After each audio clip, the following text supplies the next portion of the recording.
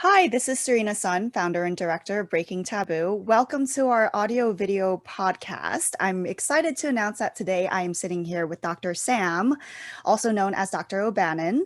And Dr. Sam is a doctor in clinical psychology as well as a neuropsychology fellow. So, Dr. Sam, first of all, what does the word fellow mean in neuropsychology? Why is it not just neuropsychology or neurology for all of those out there who might not know? So great question. First and foremost, thank you so much for having me. Such a pleasure to be on here. Great to have you. Thank you. So diving right into it, I guess. Fellow within the context of the field just represents additional training that's being met. So as you've already mentioned, I do hold my doctorate in psychology. But how psychology works is depending on the state, there are certain requirements that either allow you, like permit you to refer to yourself as a psychologist, or they don't. So California, which is where I'm located, is one of those states which specifies that until you are licensed, you cannot legally call yourself a psychologist. So I am eligible for licensure. It's just all things COVID hasn't happened yet. And then in terms of the fellow, as it pertains to neuropsychology, in the field of neuropsychology, it's a specialization. It's a very specialized area of clinical psychology where we deal primarily with brain and behavior relationships. It's actually, I affectionately refer to it as the love child of psychology and neurology. It's like if the two of them were to come together and have a beautiful little baby, that is neuropsychology. So the term fellow attached to that just lets us know that we're still in that fellowship period. There's a 2-year requirement to be working underneath a neuropsychologist or a neurologist directly underneath their licensure to be able to make sure that you've had enough exposure and enough experience to then specialize at that level. And then once you're licensed, of course, you can then refer to yourself as a clinical neuropsychologist. So Okay, yeah, that's the great. difference. Thank you for that explanation. And Yeah. I'm curious, within the neuropsychology fellow, what are some of the tasks you learn and practice with? Yeah. So neuropsychology is a really fascinating field and it involves so many different things. It really just depends on the setting that you're working in. So I've had the wonderful opportunity to have worked in many different settings, but your description or what you're doing kind of looks differently it looks different depending on where you are.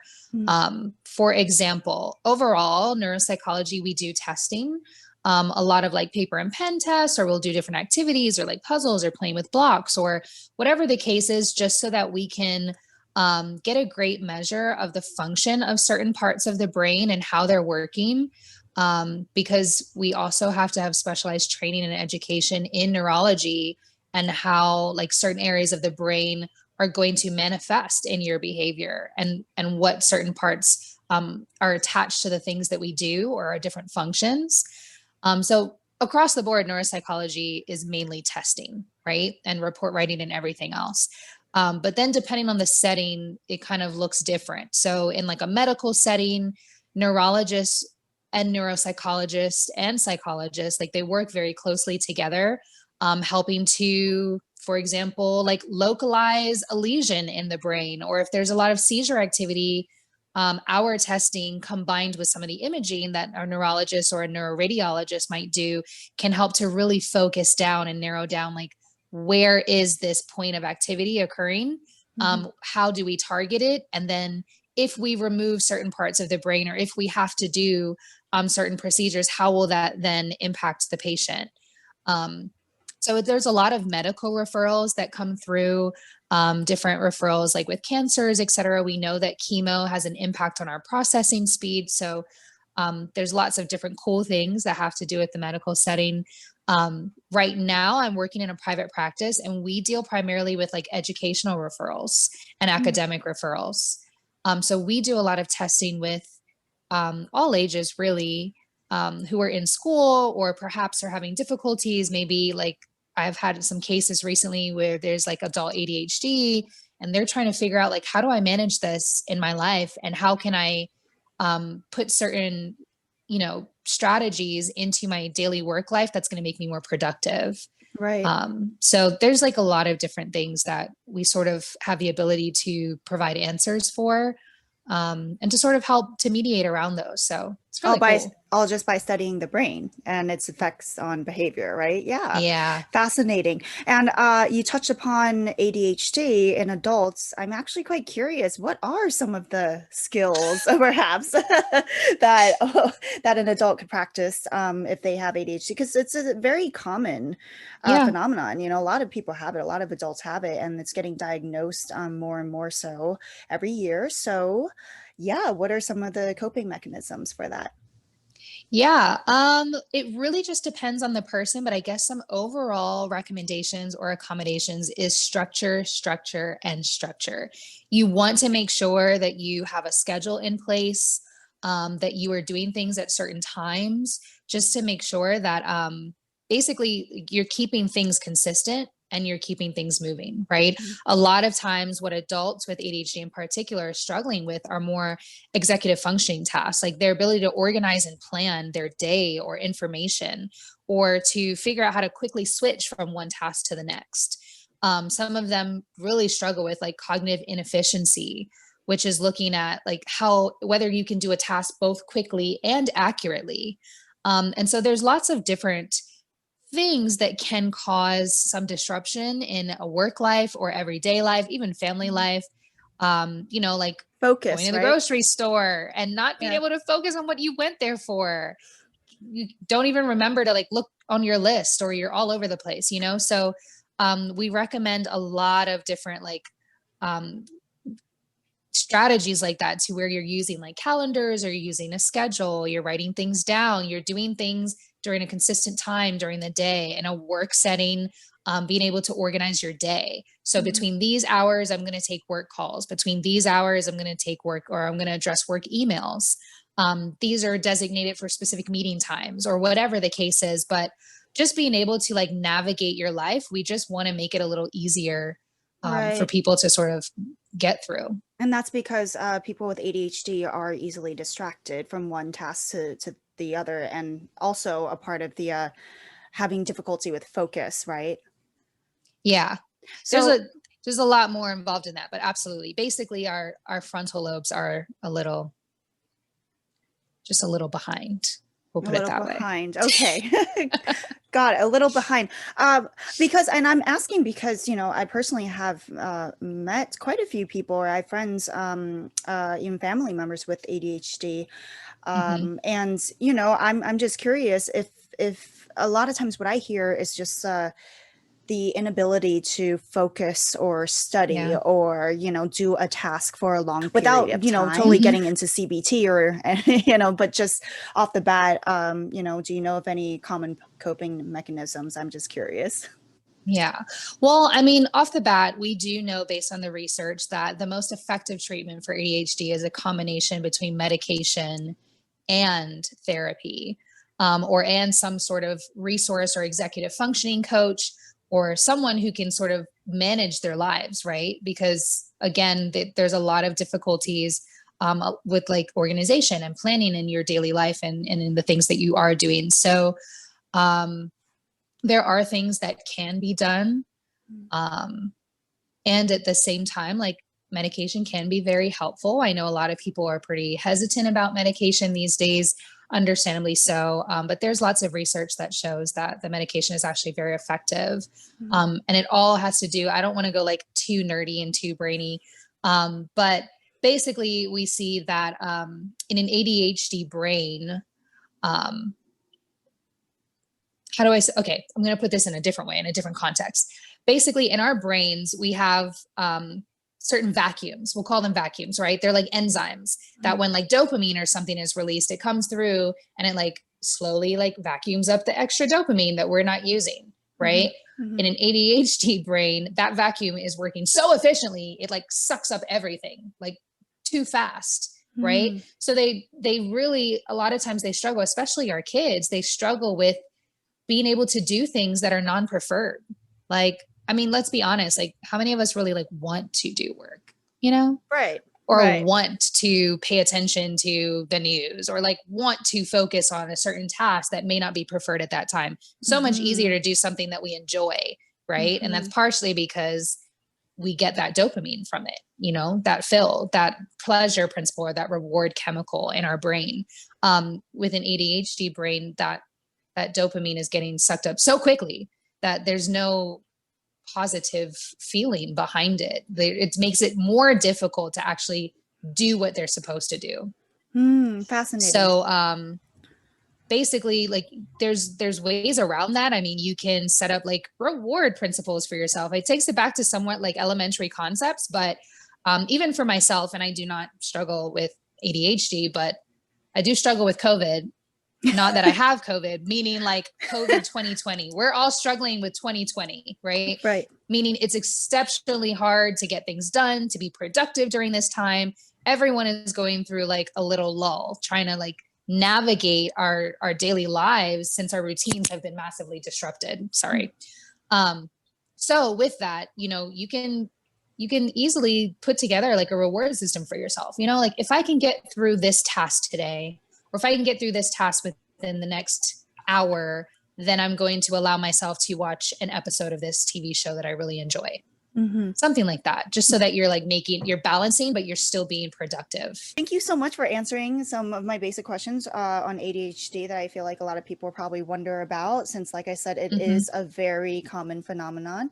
And I also wanted to chat with you about, during our phone call earlier, our preliminary phone call, you mentioned that you're fascinated by trauma. So when I asked you what are some of your favorite parts of neurology, right, neuropsychology, I know it's a very difficult question, and you had a difficult time answering it because there's so many fascinating aspects about it, but you specifically mentioned trauma.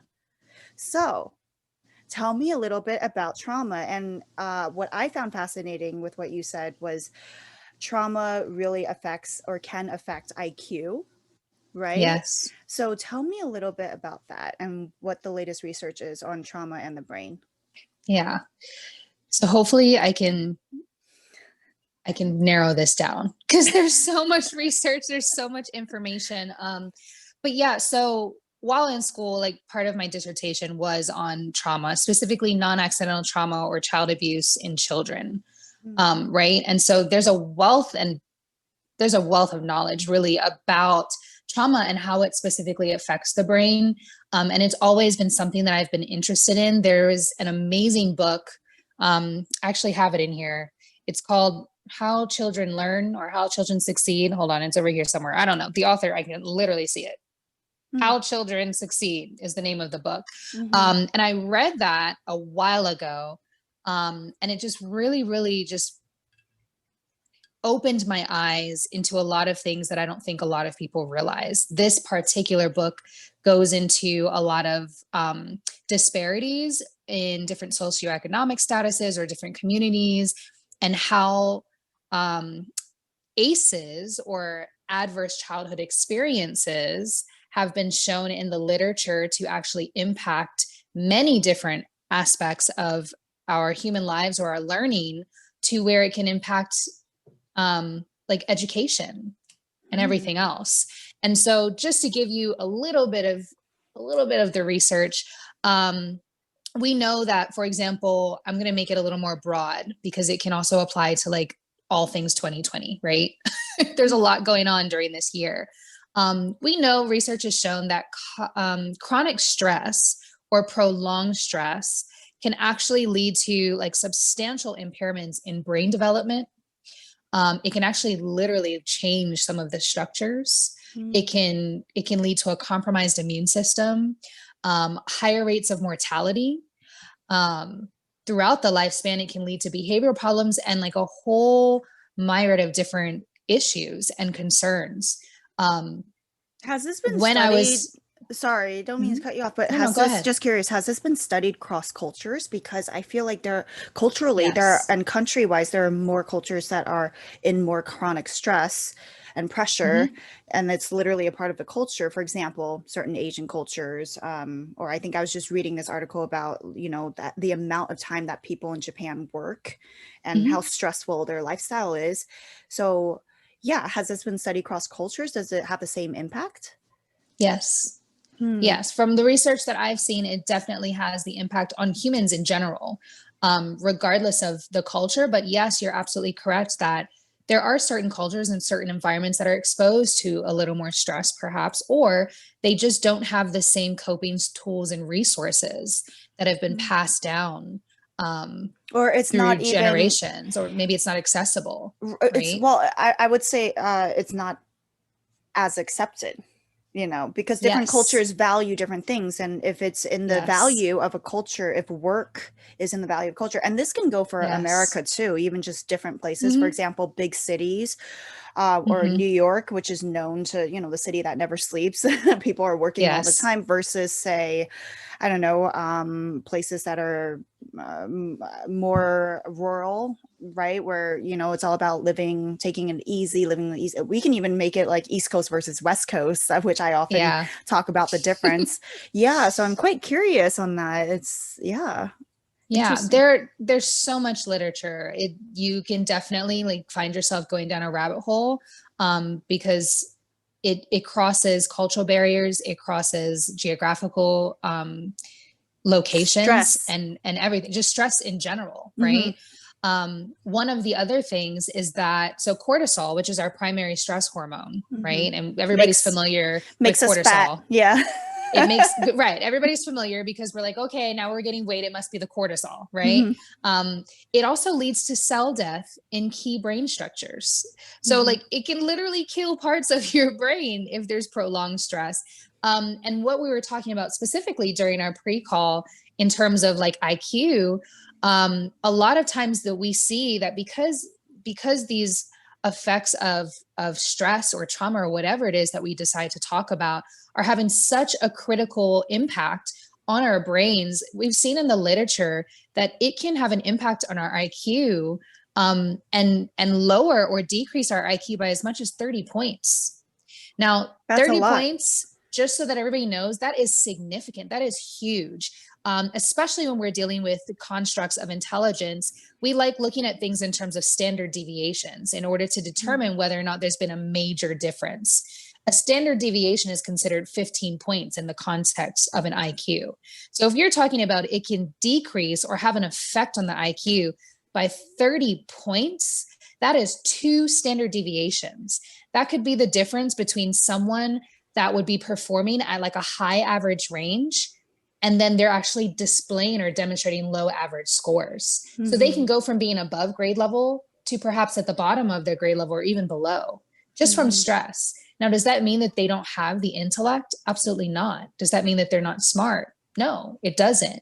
That just it just gives us some insight as to how sensitive a lot of these brain structures can be. Mm-hmm. And while they can be sensitive, we also know that the brain is pretty like plastic, right? Or like flexible. It can recover from things. It's very adaptable. And it's also very important to know that and to hear that. And I think for a lot of people, that's been like mind blowing to be like, what? So like stress and trauma could have an impact on how I'm performing in school. Absolutely. Has this been I mean, what is the research on actual looking at the brain say about this? I mean, do you think it's because the brain is literally shutting down? Are there like not, are the synapses just not, fully being created as much? Like what is going on in the actual brain? Is it like slowing down its process, or is this something else that's more behavioral? And I'm asking because I've had a similar experience in high school. So, well, first of all, let me backtrack. What I was thinking about when you were talking about this is in the in certain cultures, for example, the Asian culture. Actually, you So know what? I'm in sorry. the The Asian culture and, certain cultures that do emphasize more work or, stress is not even a thing. There's like a lot of pressure, and that's just what's valued in the culture for better or worse. You're talking about abuse. And I think what's interesting is recently I've been finding out that, at least according to the American culture, a lot of the parenting styles of Asian families are actually quite abusive. according to what Americans at least are used to. Now, when taking that in the construct of what's accepted in a culture, you know, it's might not be seen as abusive in Asia, but let's, you know, but certain things I guess that, like, you know, are accepted in the culture, if an American family were to say that to their child, you know, they'd be like, wow, what is, like, this is a really bad parents or something, right? So it's been interesting because I myself have and am still going through therapy to try to process some of these things that really, and they were traumatic to me as well, you know. So there is a good chance that it really was abuse. And, you know, basically right now what I'm going through is realizing that, you know, just because something is normal does not make it okay. So just because something is normal in my society or whatever I grew up with does not necessarily make it okay, right? So it's been interesting. I'm still processing it. I'm still trying to figure it out, but that's been my own journey. And I think a lot of children, first generation children, can, you know, immigrant kids can actually relate to this, especially ones of more strict cultures, such as, you know, Asian ones.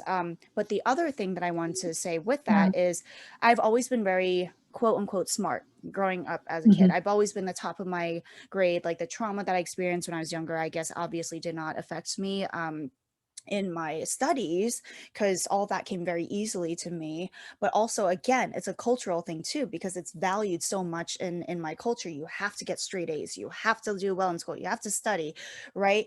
And then later on in high school, when I actually started getting panic attacks and things got a bit more stressful, and you know, the environment in my family was just, with my parents, was pretty traumatic. And there was a lot of neglect basically going on.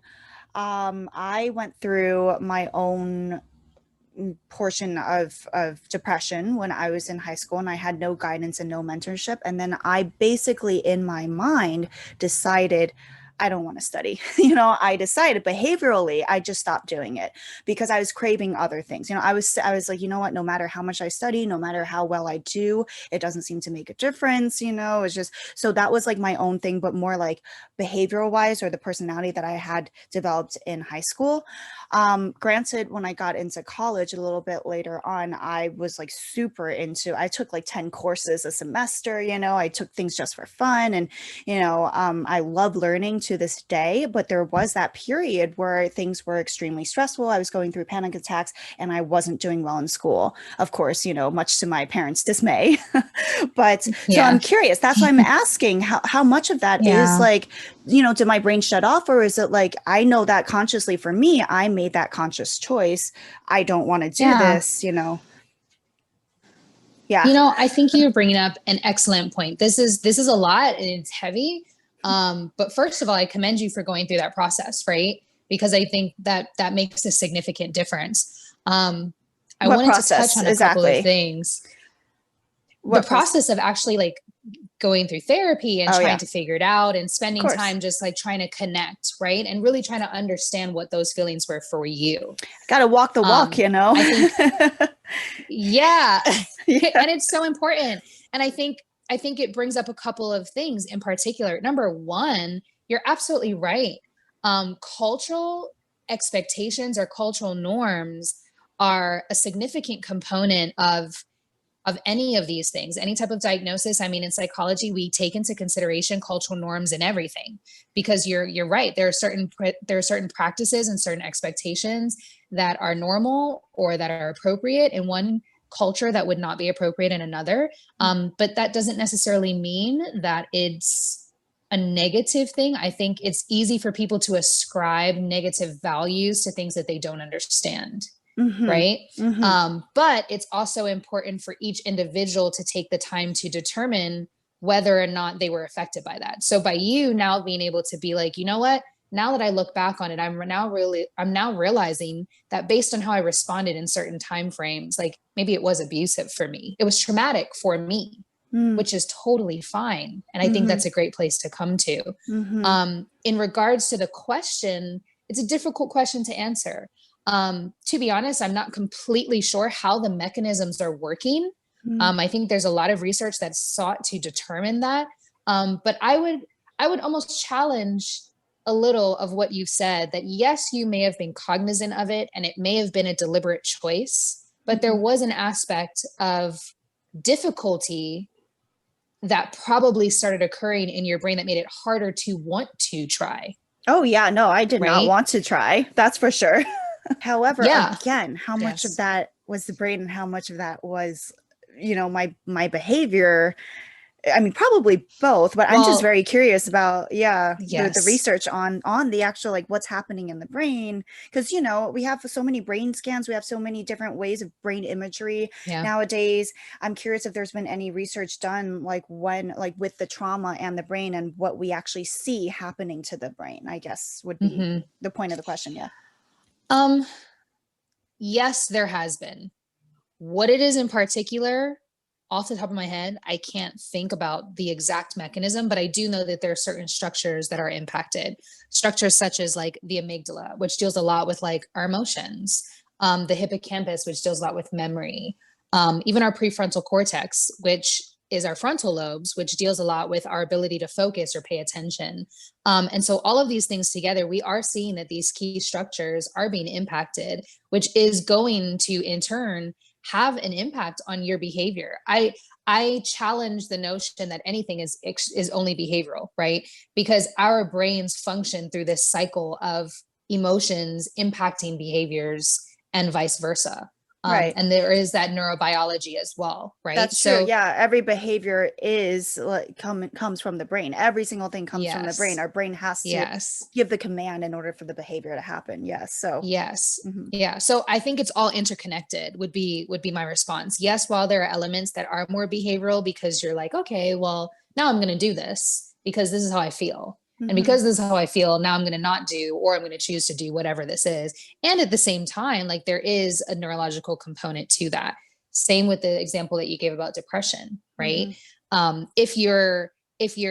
We see a lot that with depression, with sadness, with stress, with trauma, and to be specific, a lot of the research that I looked at was with intentional, like non-accidental, that was like actual child abuse where these kids were having like cracked ribs and skull fractures, very, very traumatic things and what very upsetting. What about parents whipping their kids with a belt? Beating your kids or whipping your kids? Like I'm very, very hesitant. I will say from my psychology lens, if I put on my hat in psychology, child abuse is usually defined as anything other than an open palm that leaves bruises or marks, right? There has to be like evidence. And I'm also from a cultural background where that's common. And we come from the notion of like, well, so I am a woman of color, but I'm actually from Bermuda. Right. Okay. And so I'm from an island background. My mom her family and her origins are from Trinidad and Tobago. So like super West Indian. My dad is completely mixed in terms of like ethnic diversity and everything. His biological parents on his mom's side were Caucasian from like Kansas, blonde hair, blue eyes. And then his biological father's side was an African-American man. So it's like, I have so much of everything in my family. But overall, I mean, at the end of the day, like I'm a woman of color, right? And in our cultures, it's common to beat your kids. So I'm so cautious when it comes to that conversation because I'm like, yeah, but isn't it just so interesting? I am a mandated reporter. Right. That's what I was going to say. I was just going to say, like, yeah, being in America, if anyone came to you saying, hey, my parents are doing this, you would have to report it. It's just like, it's not accepted here in America. But it's a conversation that I have with parents. And we're so, and America is made up of immigrants, so it's so interesting. So many people probably struggle with this. Yeah. And speaking of the whole multicultural aspects, right? I definitely want to chat about, so Dr. Sam here wrote a book for children on, what is the book called? Essentially Me. I actually have it. I can grab it. It's Essentially Me. It's a coloring book / activity book. So it goes through, it's dedicated to children of color, really because, and it says it all on the back, but my goal during this time, I think in light of everything that's going on in the world, it's really, really important for all children to know that they matter, right? But especially children of color right now, where the messages coming through the media is that their lives don't matter.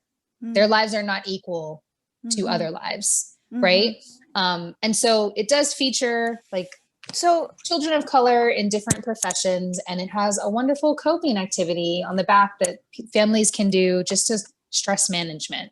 Stress reduction. Right. And speaking of neurology, the brains of children are so malleable. They're just, like sponges that soak up everything. And so exactly like we said before, so much of what we become later on in adults is starts from childhood, starts from childhood development, childhood brain development. So the messages that we receive as kids affect us for the rest of our lives. And, it's not a matter of being, even weak or strong or whatever. It's just like, that's just how our brains work. And of course, there are ways to change it, but it takes effort. It just takes more effort later on in life. But with that said, I wanted to chat with you about one of the most famous researches done to children, right? About multicultural and, the different colors of the skin and how that affects children and the way that they comprehend the world, the Bobo doll studies. A lot of people know of this experiment. However, most people still don't. So let's educate our audience. What are the Bobo doll studies and what happened? So okay, Reader's Digest version, Samantha. I will talk a lot and I will make this so long. So basically, the Bobo doll experiment came out of the research of Albert Bandura, right? He's a forerunner in psychology. He was major. And it was actually groundbreaking, but it was actually designed around aggression, right? The original context of the study was basically where like children were given different dolls. They were seeing things, they were observing different behavior that they saw from adults. And it was like, are they going to repeat this behavior? Right? Usually you see children, they go and they're like loving on the doll and, oh, it's a doll, it's cute. But then people came in and they started being aggressive with this doll. And they were like, what is this child going to do? And the study actually demonstrated that children are able to learn through the observations of adults in their lives. Absolutely. Which has so many implications. But as these studies started to expand and they realized like, okay, this child just watched me. They were previously gentle and now all of a sudden they're aggressive and they're rough with the doll and they're learning from us. It's modeled, right? It's modeled. These studies started expanding. And then with the expansion of these studies, there were actually studies that came out with dolls where it showed that children of color actually found a preference to the white dolls because they felt like the colored dolls were not beautiful or they weren't as valued. And it grew into this huge body of literature that really just looked at not only social modeling and learning, but perception. Yeah, I think for those of you out there who are not familiar with this or even are a little bit familiar and want to learn a bit more, I think there are still videos that you can watch even on YouTube, or if you just do a little bit of research, you can see these experiments actually taking place and being recorded, the actual recorded version of it. And I remember seeing videos on, exactly that, asking a child of color, to pick between different colored dolls. And usually they would pick the white doll. And then when the researcher asked why, they would say because the white doll is prettier or it's better, or they just had all of these intrinsic messages that they already thought. So therefore they would pick the white doll first. They would prefer that. And then I believe, I don't know if this was the same study or a different one, but speaking of the aggression part, I think there was a study, it could have been this one of the Bobo doll studies as well, but where they asked them to treat the dolls, like to give them a punishment or give them the basically a consequence for a crime, and dolls that were colored would get a more severe consequence than ones that are white, right? And I think the similar study has been repeated throughout history with various children and adults. Yes, children and adults. Yeah, various different experiments, but typically one of the major ones was the Stanford Experiments. If you want to look that up, the Stanford study and Stanford Experiment. So this is like take me way back, like very beginning of grad school. But the general notion of this study was exactly what you've outlined, right? Where they actually had adults, they came into the room, it was like prison experiments, and they realized there were several things. One, there were studies that were set up to where I think it was actually like members of the department, like the psychology department, or people were brought in, and they created like this prison environment, right? Just to see what would happen. And over time, they realized that these people who were put in positions of authority or who were supposed to be acting as the prison guards became very aggressive and very demeaning, and were at the point of like administering harm and shock and just doing horrendous things to these individuals. And afterwards, they had to debrief everybody. Of course, everybody had to go through like extensive counseling. But it just got bad. It was almost like Lord of the Flies, right? The book Lord of the Flies, where like it starts off as like really innocent, and then all of a sudden it turns into this massive like really animalistic, terrible approach where like everybody's just willing to like, they build off of the aggression of others, and they're basically ready to like kill people just because they're in that environment. It's a group mentality. It's the group mindset. Yes, and you know, there's been so many studies done about Hitler and Nazis, and how was he able to get, you know, an entire country to kill, you know, an entire race. It's like, so it's fascinating.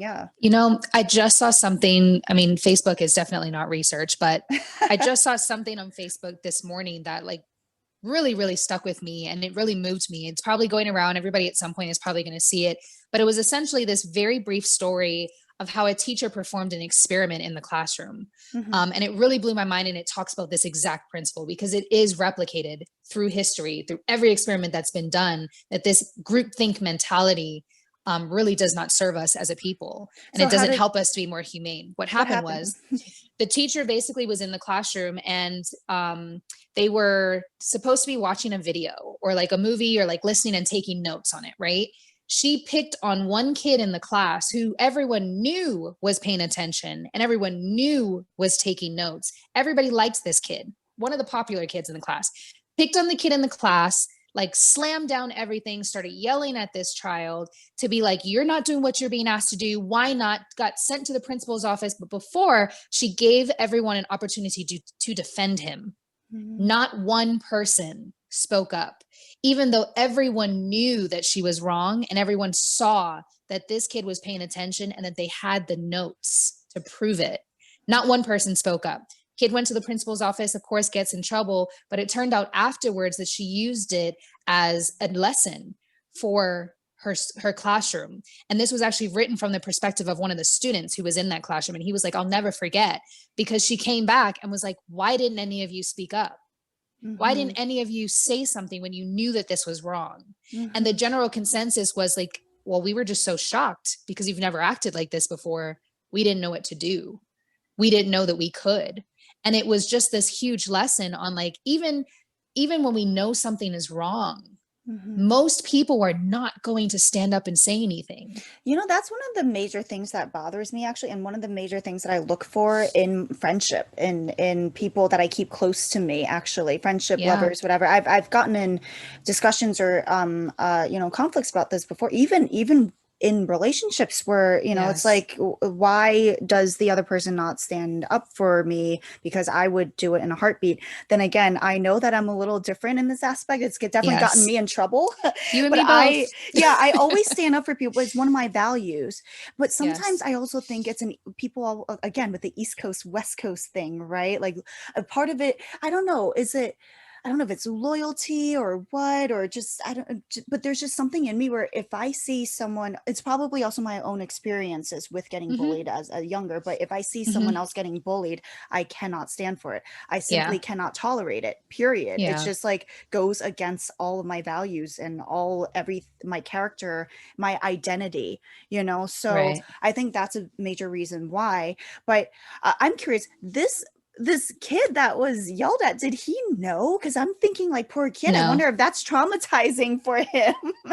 He didn't know. And in fact, I think towards the bottom, because again, it was a very brief story, but towards the bottom, it was like the kid came back and asked his friends and asked the classroom, like, how come nobody stood up for me?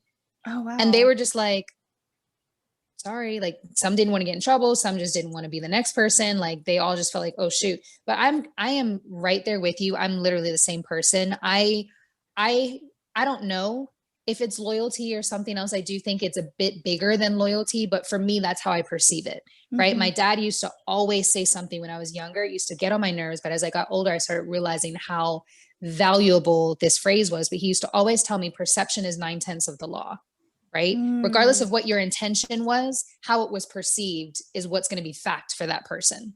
And so I do think that for me, I definitely see that it is a loyalty thing. And unfortunately, I don't think that people have that internal value enough so to really stand up, whatever that looks like. I think standing up for something or standing up against something that's wrong looks differently for everyone.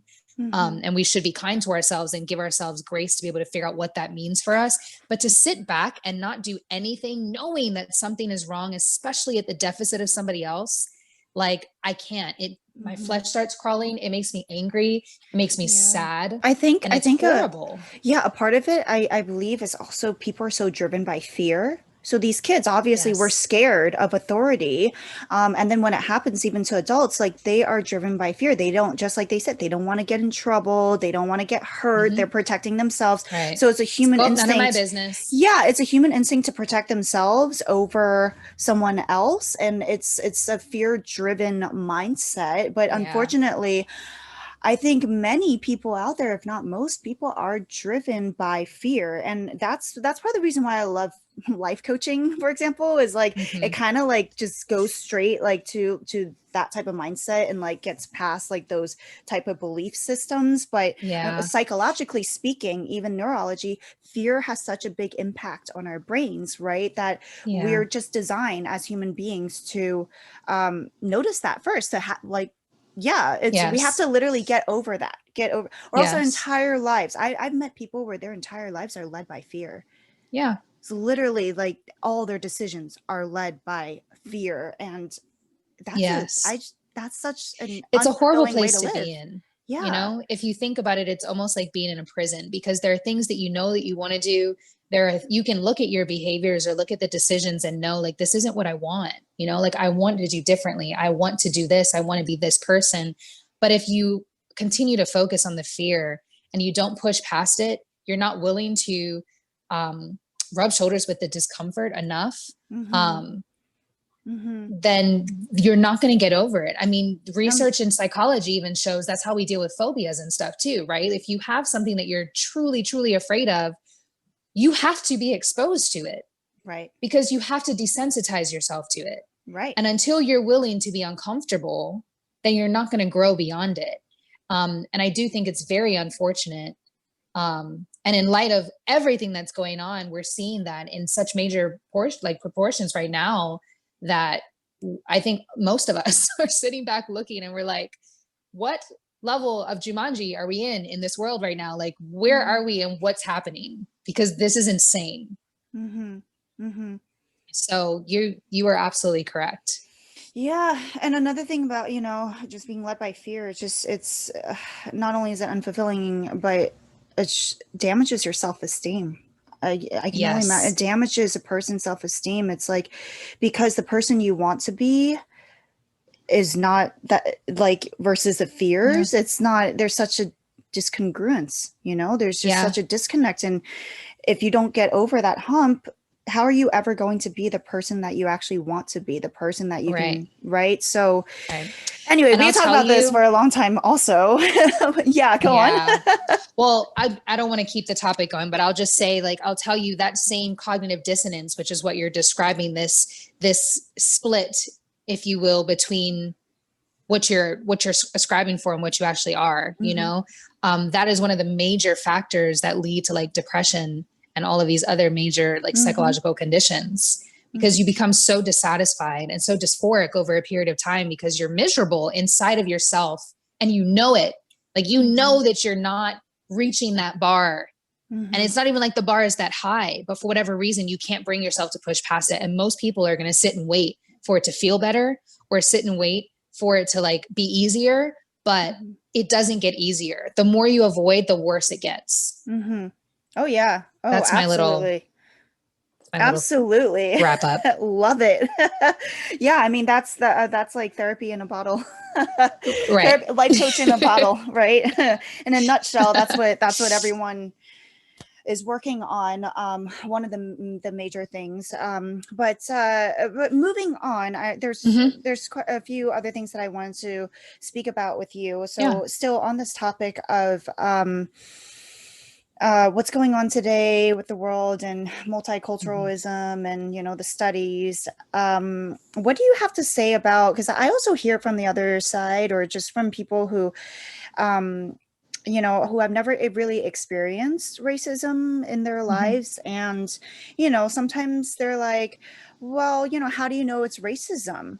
If that person didn't call you this, or didn't say that to your face, or didn't, you know, explicitly express it, then like you could just be making it up. How do you know it's racism? So it's difficult to explain to people like who don't have a psychology or neurology background, or sociology background, about, you know, things that might be like implicit or more, or, you know, subconscious messaging, implicit messaging.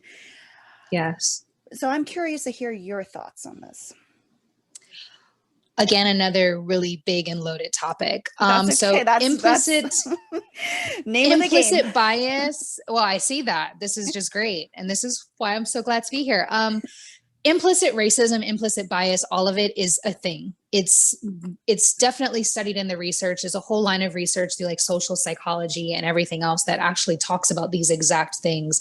And the interesting part, which is implied by the name, however, we're going to be explicit about what we're going to say, is that a lot of times these implicit messages are subconscious. People are not aware that they have these biases a lot of times, but the language that they're using, the terminology that they're using, the perspective even that they choose to highlight can be very offensive.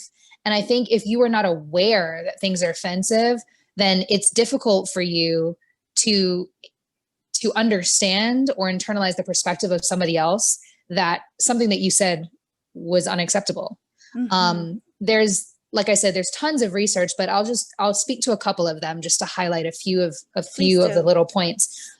There is a study, I believe this is an old study, so I'm going to go like all the way back. This is a study, a paper that was written in like 1950. I think it was talking about like warm and cold variables.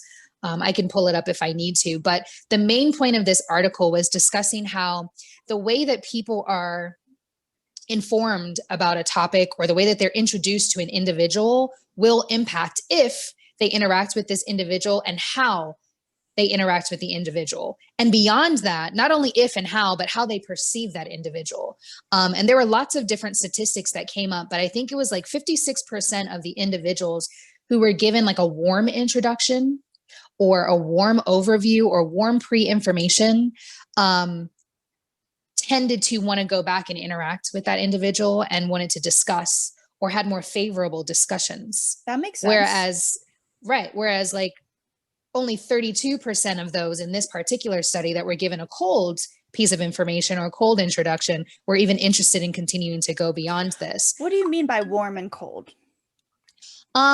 So like, what are examples? Like, I can give examples. I don't remember exactly how the article defined it. So a little bit outside of the research, what they're discussing is basically, if you're told about something, like let's make this broad, right? If you were given information about a certain ethnic group or a certain culture in a positive way,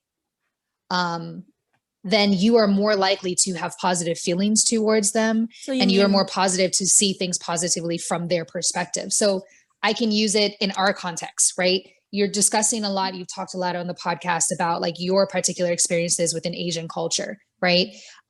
If I had no exposure to anybody from an Asian culture, and my parents or somebody that I valued came to me and they were like, this is this culture group, and this is what they generally believe based on the information that's been given, right? But these are great people, and this and that, and da da da da da. Then when we meet, I'm going to have warm feelings towards you, positive feelings. I'm going to be like, oh, this is great. I've heard about your culture, but now I want to know more because I'm interested and I'm not threatened by it. And I'm not looking at you in where I feel like you're less than me or whatever the case is, but I'm going to see you as like, okay, this is a great person. I want to have this interaction. Whereas if my parents would have framed that in a negative way and be like, oh, those Asian people, they fill in the blank, or I just can't stand when, or whatever their personal feelings were, even if they didn't intend to pass across that message. Now I, as a child, have a message. We don't like this group of people because they are whatever that message was,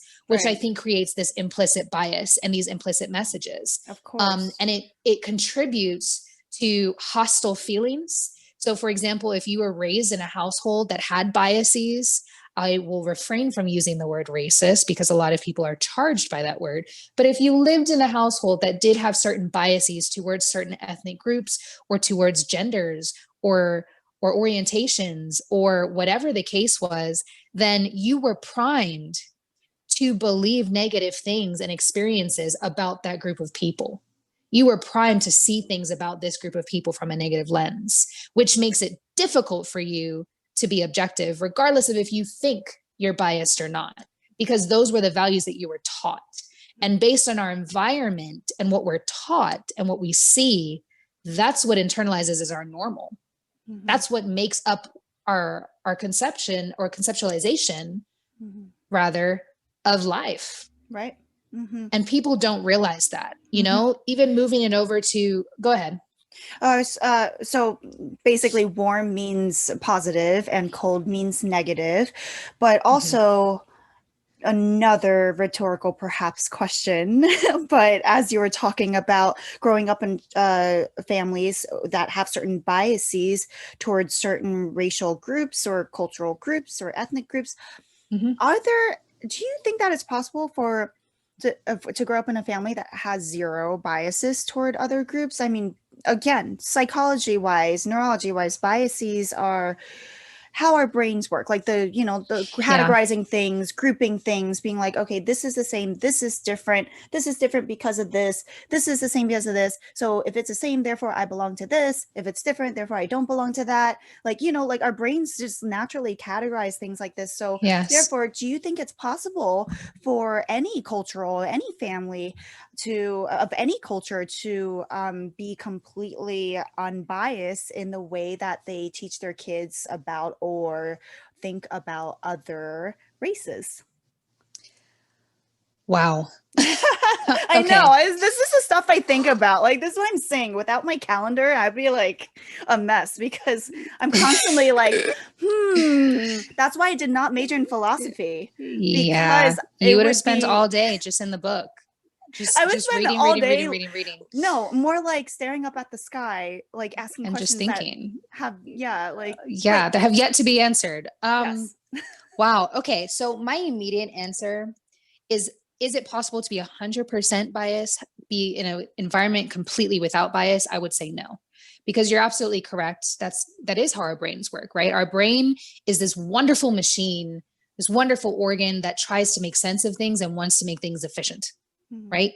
So to a certain extent, it is grouping things into certain categories. However, I do think there's a difference.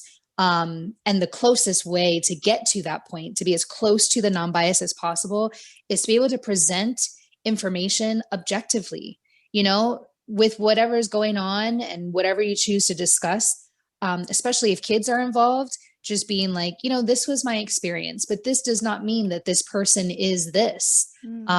However, this frustrated me, and here's why. Being able to talk about it and apply the correct language and ascribe the right labels to it, so that the kid is given, or a child is given, additional information to be able to filter that in the right way, rather than it just being these blanket or overarching statements like, like women are bad drivers in general, like, I mean, I'm a better driver than most people that I know. So that's actually incorrect.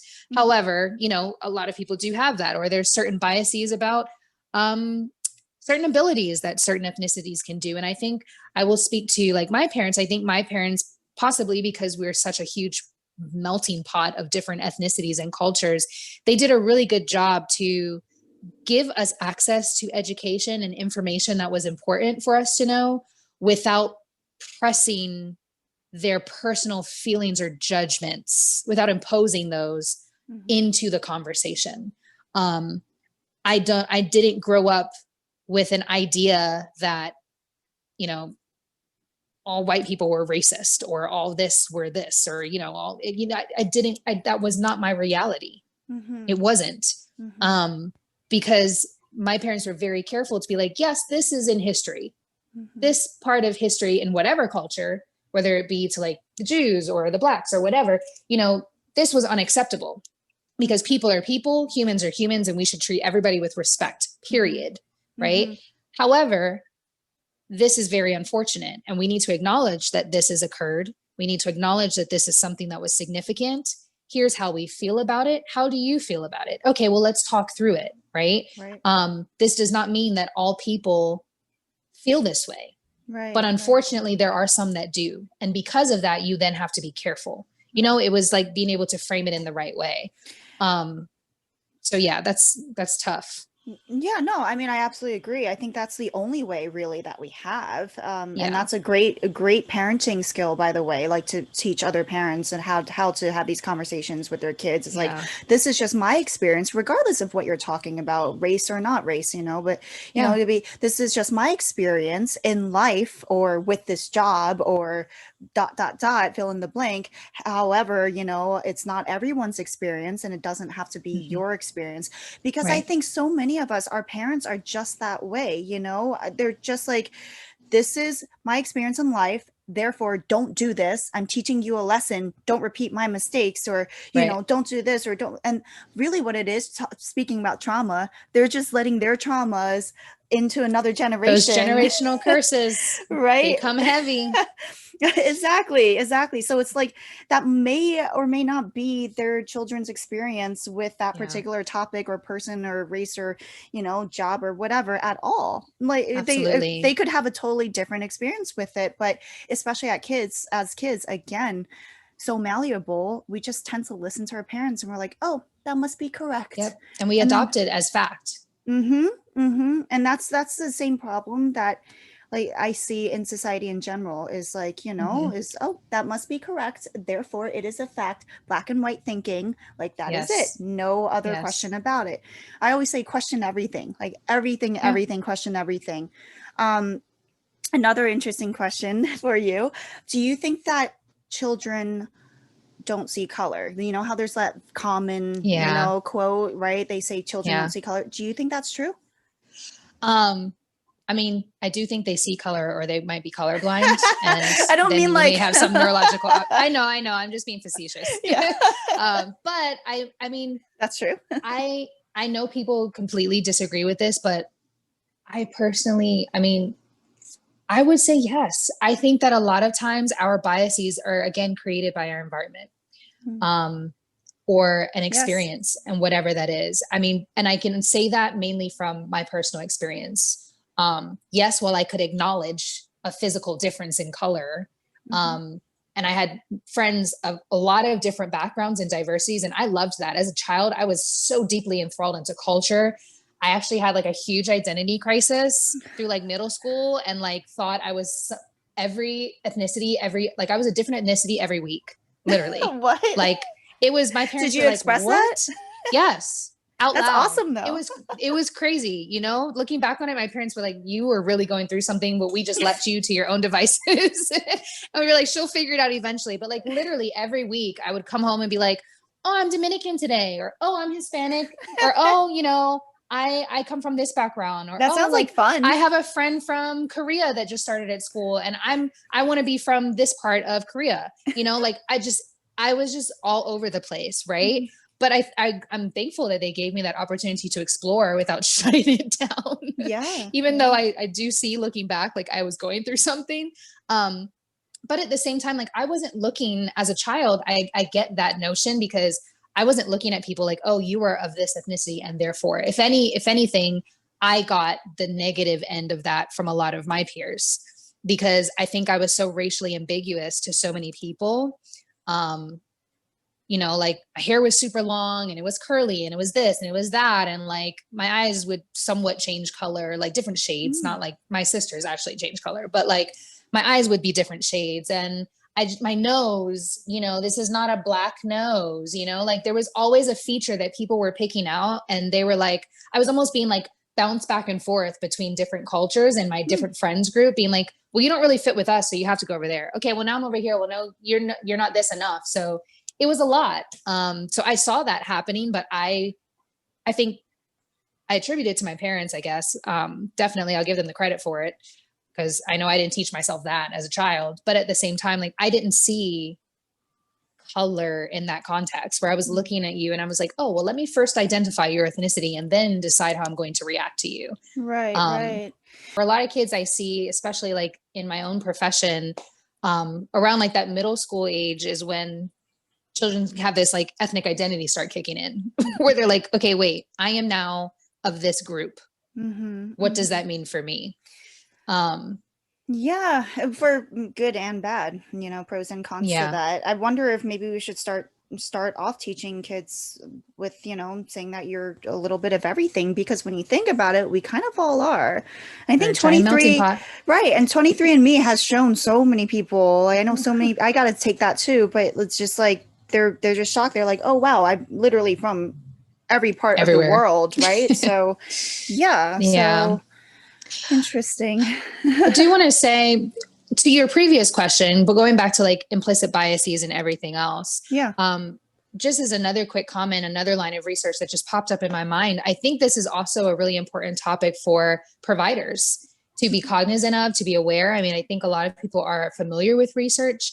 And at the same time, there was a study that came out in 2010. And it looked specifically at a patient-physician relationship. And this whole paper was basically demonstrating that individuals actually have the ability to detect bias or adverse racism, especially if it was, even if it was implicit, during interactions with their physicians, and how it made a difference in whether or not their treatment was going to be positive or not, or go in a good direction, or whether or not there was going to be good patient care. And so in like the less favorable or less positive interactions, and specifically this was done with individuals of color, so like Black people, and well, individuals of color could involve a lot of people, but this was a specific paper on Blacks and physicians, right? And so the less positive interactions that occurred, that these individuals who identified as Black had with their non-Black physicians, even if they had scored low on explicit bias, meaning they didn't think that they held a bias at all. Who didn't? The physician didn't? The physicians. Okay. So the physicians were also given a measure. So the physicians, even if they felt that they scored low on implicit bias, they were actually rated high. I mean, on explicit bias, sorry, or like their outward appearance, they didn't feel like they were biased, actually rated high on implicit biases. And their patients saw the bias and read between the lines, because there's certain things that I think are trigger words for certain cultures. And I think it's very important to determine what those are. And I think it varies with everybody, so it's hard to do so. But one example in particular that just popped up, I have a friend, we've gone through like our whole like grad school experience, and now we're both in neuropsychology together, so it's actually pretty funny. But one thing that used to always make her angry, I was never that bothered by it, but she used to be so angry, was when people came to us and they were like, oh wow, you're so articulate. That like she would like explode, because if you're saying those type of things to a person of color, especially depending on their experiences, their immediate reaction is, well, why wouldn't I be articulate? Did you expect anything less of me? You wouldn't say that if I was sitting by my friend here. So why would you? And then it's like these huge things, right? And to most people, they're like, oh, well, you're just being sensitive. I'm not racist, or I'm not biased because I just felt that. But then you really have to ask yourself, really take some time to think, like, why would that have been so shocking to you to point out that an individual was articulate? Something in you didn't believe that they would be. Right. Like, why didn't you just naturally assume that they would be articulate? That they would be. Right. Exactly.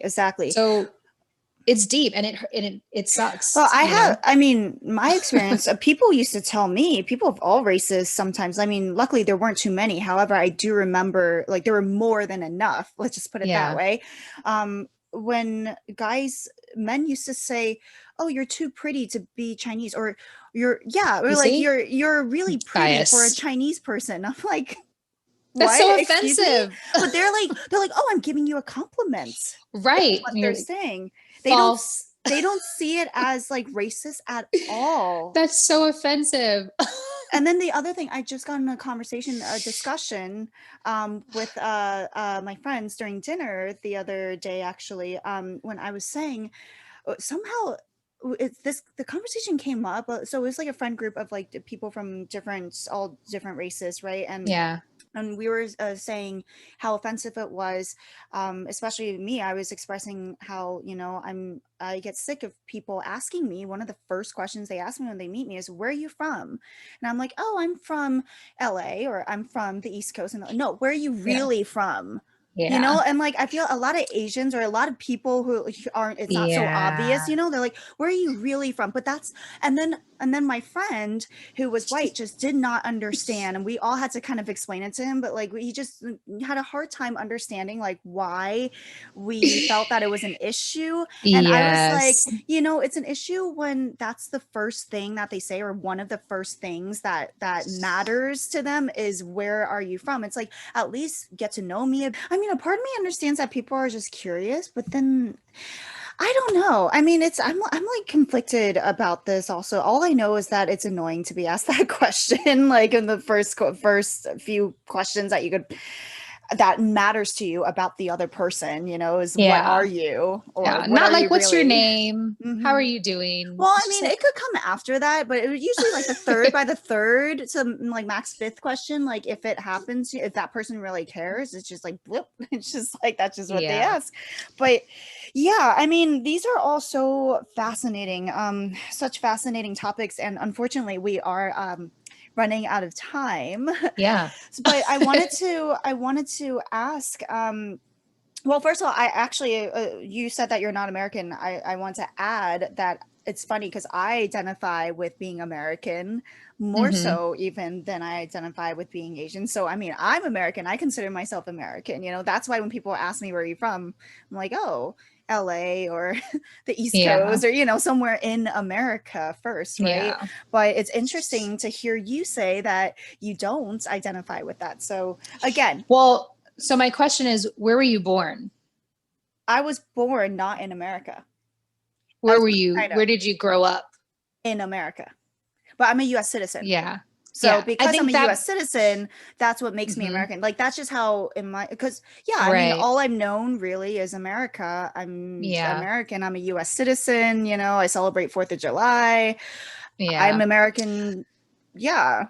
So I only asked that question because I think that the responses to those questions make a difference. So for me, I was born in Bermuda and I spent a lot of my childhood in Bermuda. Hmm. And even though, I did come to the United States at an early age, and I jumped back and forth. So I spent like a number of years on the East Coast. Like I think I did third grade in Florida, fourth grade, and like half of fourth grade in Massachusetts, then back in Florida. Then I went back to Bermuda for high school. So it was all over. So I think for me, even though, like, yes, I have citizenship, I guess I'm technically American, but I identify more with being Bermudian because Right. not only was I born there, but like I spent my time there. Right. So I think Right. that kind of makes a difference for a lot of people, Mhm. where it's like it just depends on where I've spent. I mean, technically now that I'm way older, um, I have spent the majority of the time of my life probably in the United States.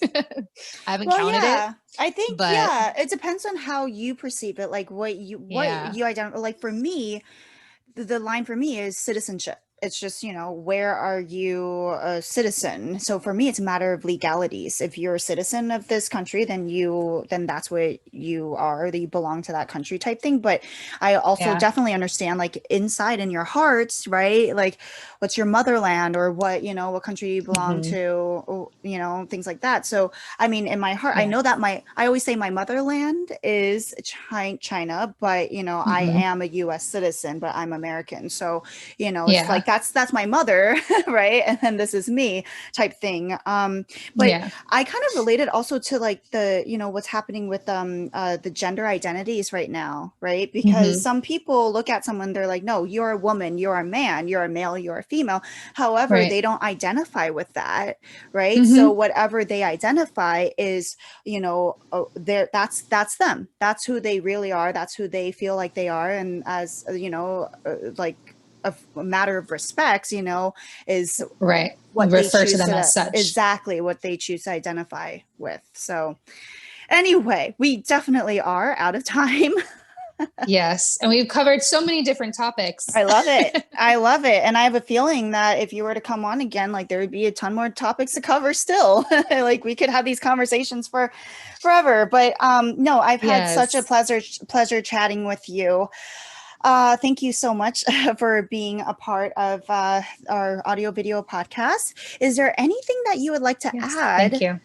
before we end the show? I think the main thing that's pressing is just in light of everything that's going on, I encourage everybody to take time for yourself. Make sure that you're pouring into you, investing in your self-care, whatever that looks like, whether it be giving yourself an hour, just meditate a day, or if you would like to allot yourself a TV show, give yourself a moment to relax, get a massage, do your nails, like, I don't know, read a book, whatever it looks like to just be able to take time and like ground yourself and be mindful and just kind of center, just to sort of take away or reduce some of those cortisol levels and give yourself some happy endorphins.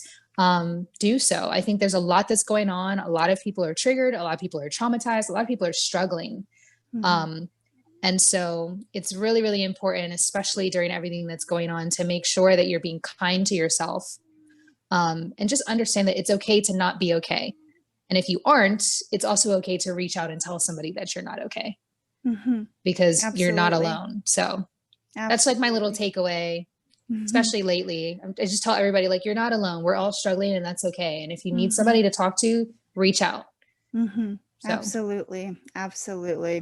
We're going breaking taboo.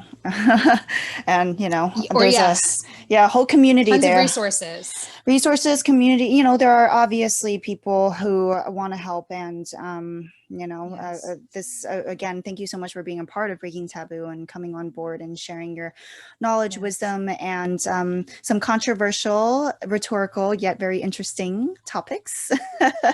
I loved it. Loved this conversation. Thank you so much, Dr. Sam. It was a pleasure chatting with you, and we'll be in touch. Thank you. And thank you so much for watching, everyone. Bye.